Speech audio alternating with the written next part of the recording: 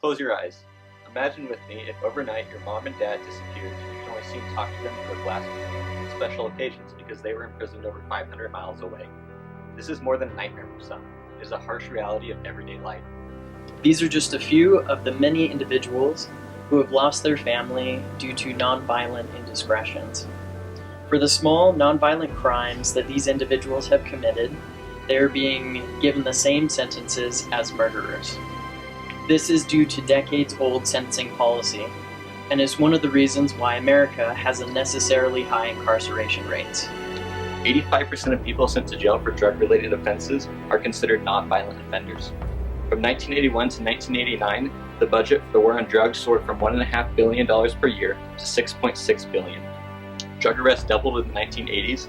By 1998, there was a record 1.6 million arrests for drug-related offenses. From 1970 to 2000, we built up our laws to put as many people as we could in prison for as long as possible. And in the past 20 years, we have done little to change those laws. It's time they were revisited, and thankfully we have an important reform in the Senate right now. Unfortunately, many citizens and government officials are just being made aware of the problem we have in our country. But right now in the Senate, there is an act called the First Step Act. And the First Step Act does what's in the acronym of its name. Its goal is to have prisoners return to society transformed for the better. One of the ways the bill will accomplish this is by reducing sentence time for inmates that participate in vocational and educational programs while in prison. Another reason why incarceration rates are higher in America is due to one-sided media.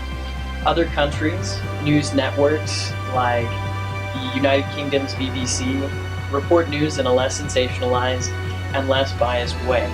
Next, we can spend tax dollars on prevention, rehabilitation, and jobs. In a 2004 study by Sutton, he found that joblessness increases the risk of crime and incarceration, while being involved in the criminal justice system increases joblessness. So that's a vicious cycle that just goes round and round. A lot of these people that get stuck in the system, they feel more comfortable in prison than they do outside of it, which leads to some to reoffend because they don't know how to function in society. And that says a lot about what's going on in our prisons right now.